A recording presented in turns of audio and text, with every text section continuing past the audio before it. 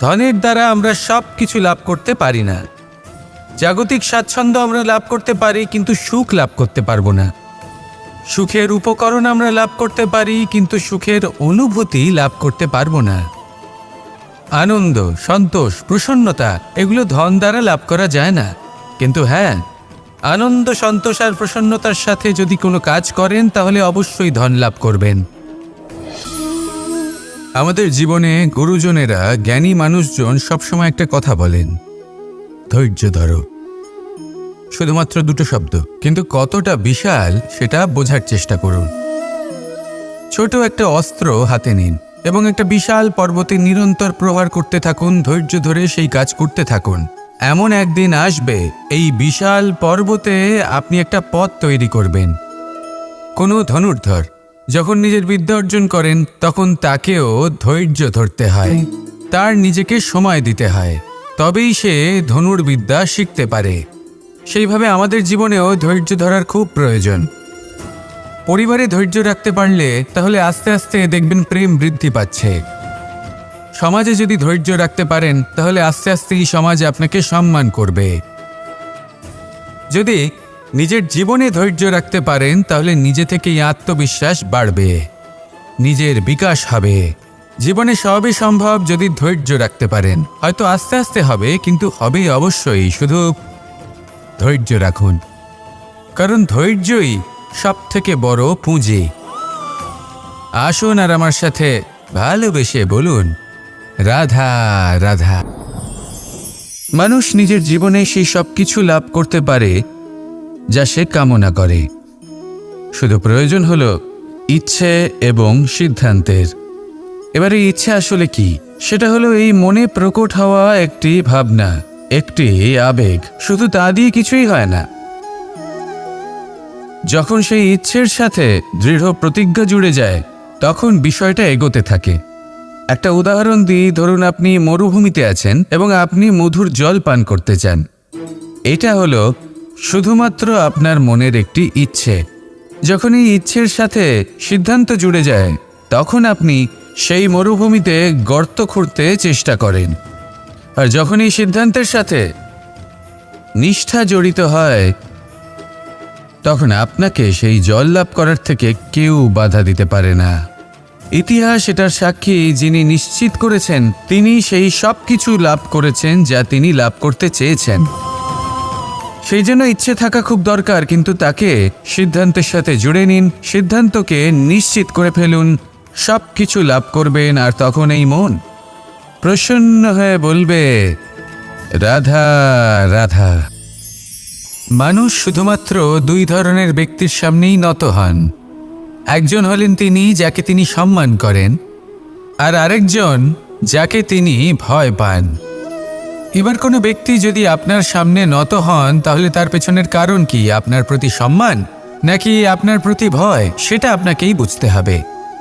যদি আপনি এমন মনে করেন যে তাতে কি যায় আসে, ভয় হোক বা সম্মান, কেউ আমার সামনে নত তো হচ্ছেন, যদি এটা আপনার চিন্তাভাবনা হয় তাহলে আপনাকে মনে করিয়ে দিই, এই সময় বদলাতে বেশি সময় লাগে না।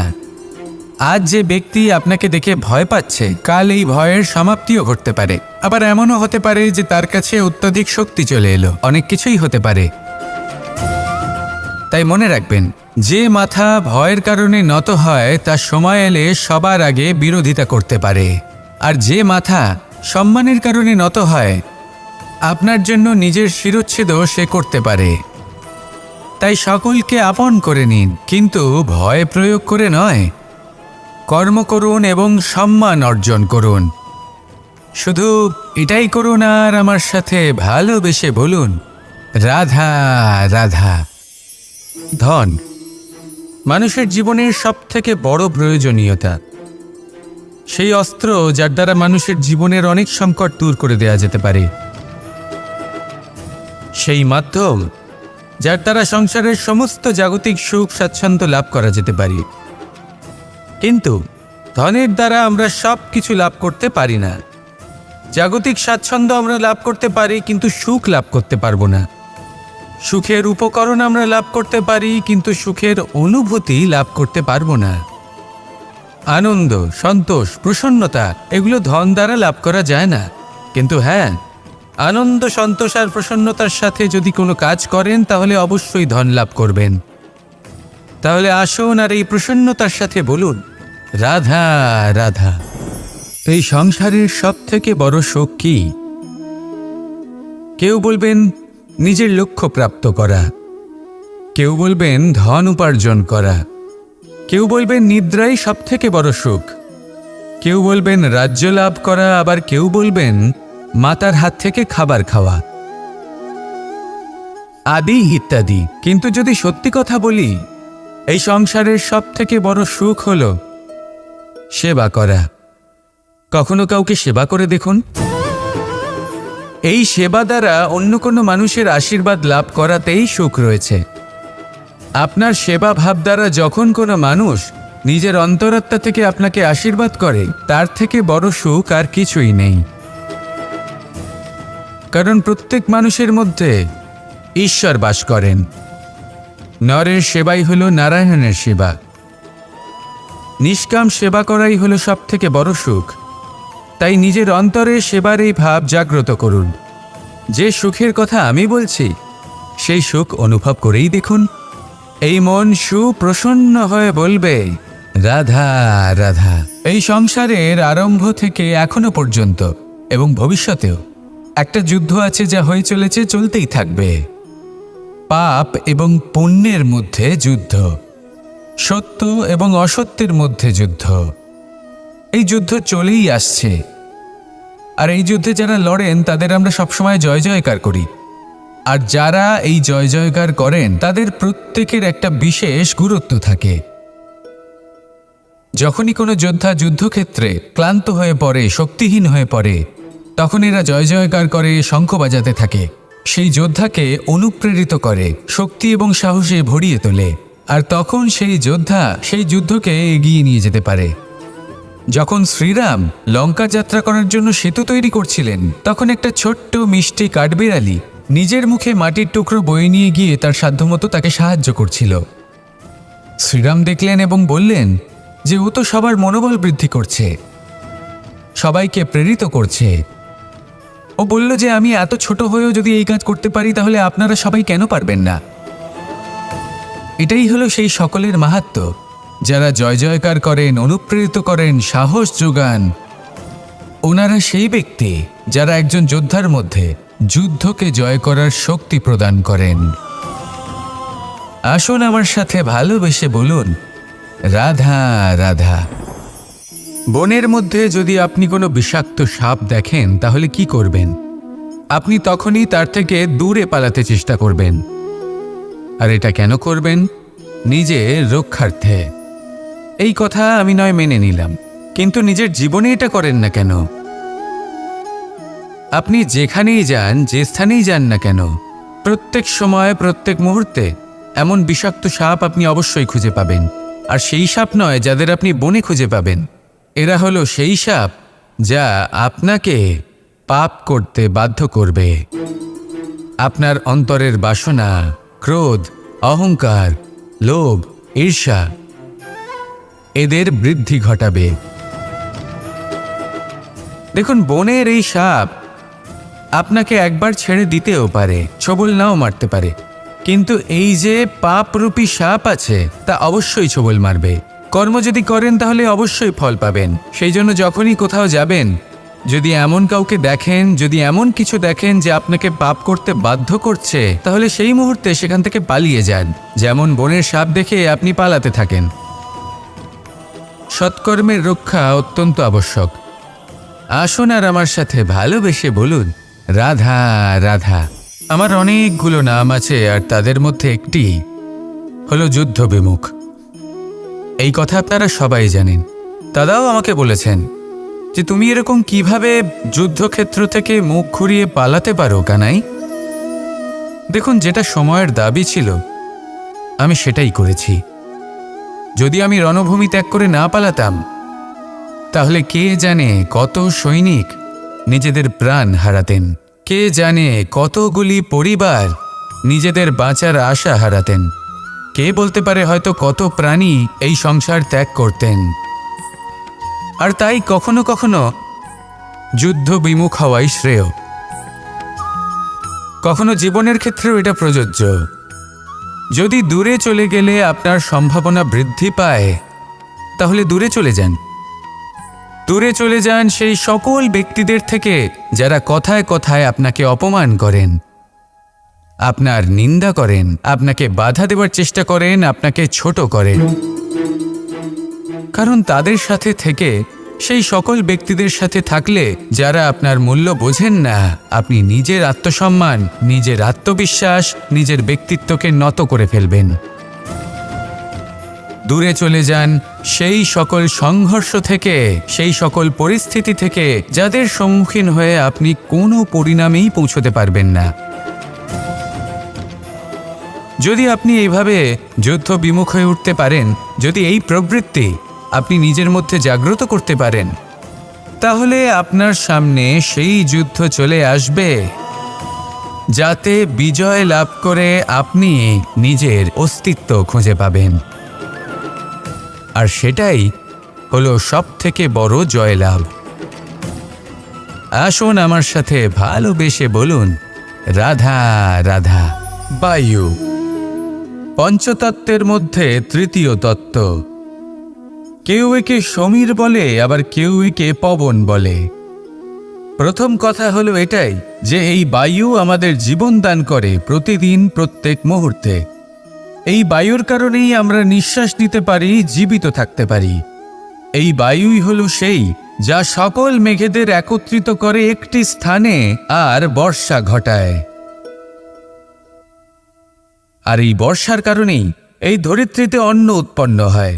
এই বায়ুকে দেখুন, কখনো এতটা সৌম্য যে আপনার কোনোই তফাৎ বোধ হয় না, আর কখনো কখনো এমন রূপ ধারণ করে ফেলে যে অনেক বড় বড় পর্বতের আকার পর্যন্ত বদলে ফেলে। এটাই হলো বায়ুর বিশেষত্ব। বায়ু শেখায় যে সময়ের সাথে সাথে বইতে থাকো, সকলকে জীবন দান করো, সকলকে সাহায্য করো, কিন্তু যখন বিপদ সামনে আসবে তখন দৃঢ় হয়ে সম্মুখীন হও। বাধা অনুযায়ী নিজেকে গড়ে নিতে হবে।